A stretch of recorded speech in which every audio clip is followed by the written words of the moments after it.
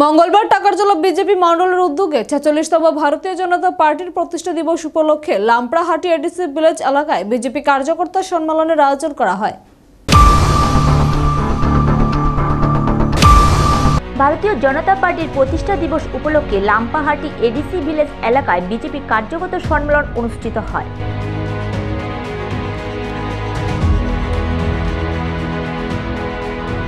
সম্মেলনে প্রধান অতিথি হিসেবে উপস্থিত ছিলেন মুখ্যমন্ত্রী প্রফেসর ডক্টর মানিক সাহা।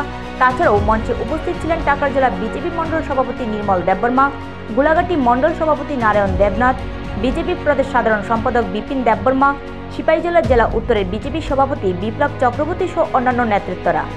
এদিনে উত্তরীয় ফুলে তুরা দিয়ে মুখ্যমন্ত্রীকে বরণ করে নিলেন টাকারজলা মন্ডল মহিলা মোর্চার নেতৃত্বরা। এদিনে সক্রিয় কার্যকর্তা সম্মেলনে রাজ্য সরকার কর্তৃক জনজাতিদের বিভিন্ন উন্নয়নমূলক কর্মসূচিগুলি তুলে ধরলেন মুখ্যমন্ত্রী।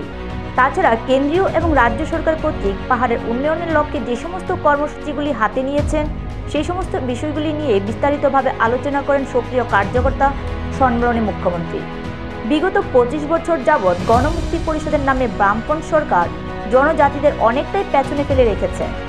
২০১৮ সালে রাজ্যে বিজেপি সরকার গঠন হওয়ার পর ট্রিপল ইঞ্জিনের সরকার পাহাড়ের সমতলের সমানভাবে উন্নয়ন পলক ছড়িয়েছেন।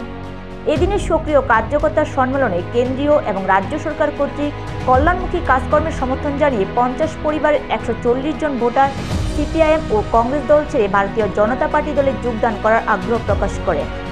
সম্মেলনে উপস্থিত মুখ্যমন্ত্রী ভারতীয় জনতা পার্টির দলীয় পতাকা দিয়ে দলে বরণ করে নেন।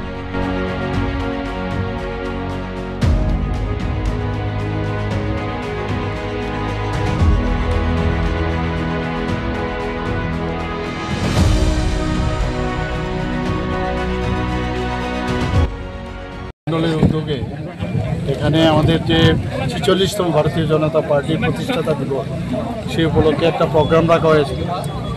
যারা এখানে অ্যাক্টিভ যারা মেম্বার তাদেরকে নিয়ে সম্মেলন, তো এখানে তো যা সম্মেলনে যা হয় আমরা কথা বলেছি, সমস্ত অ্যাক্টিভ মেম্বার এবং অন্যান্য যারা ছিল তাদের সাথে কথা হয়েছে। এর মধ্যে প্রায় ৫০টা ফ্যামিলি, এর মধ্যে ১৪০ জন আমাদের আজকে এখানে যোগদান করেছে এবং তারা মূলত কংগ্রেস এবং সিপিএম পার্টির থেকে এসেছে এবং ওনাদেরকে আমি স্বাগত জানাচ্ছি ভারতীয় জনতা পার্টির পতাকা তুলে আসার। আমি আপনাদের মাধ্যমে অন্যান্য যারা জনজাতি ভাই বোনেরা আছেন, যে মোদিজি যেভাবে জনজাতিদের জন্য চিন্তা করেন, আমাদের সরকারও যেভাবে জনজাতিদের জন্য চিন্তা করেন, এগুলো জেনে আপনারা যদি ভারতীয় জনতা পার্টিতে এসে যোগদান করেন আগামী দিনে, তাহলে এই রাজ্যকে শক্তিশালী করতে পারবো, দেশকে শক্তিশালী করতে পারবো। স্যার, আগামী যে বিধানসভা সাবজেক্টের যে এডিসি ইলেকশন আছে, ওই ইলেকশন নিয়ে যে আপনার যে বিজেপির তরফ থেকে কী মনে আছে যে পার্টি না ইলেকশন হবে, আমরা ইলেকশন লড়বো, এত অসুবিধা নেই। আমরা তো এখন ভারতীয় জনতা পার্টি শুধু একাতই সরকার না, এখন আমাদের সাথে আইপিএফটি আছে, মোথা আছে। আমরা সব পার্টির সাথে কথা বলে কিভাবে আমরা রণকৌশল নেব। নিজস্ব প্রতিনিধি রিপোর্ট, এশিয়ান টাইমস।